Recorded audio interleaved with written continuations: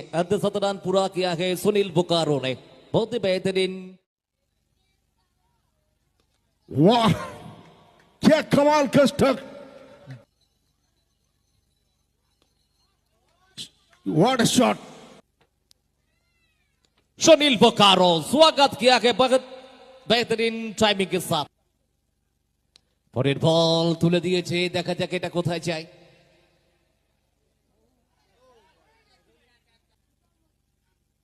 গতির পরিবর্তন করেছে, ব্যাটটাকে চমৎকার ব্যবহার করলো,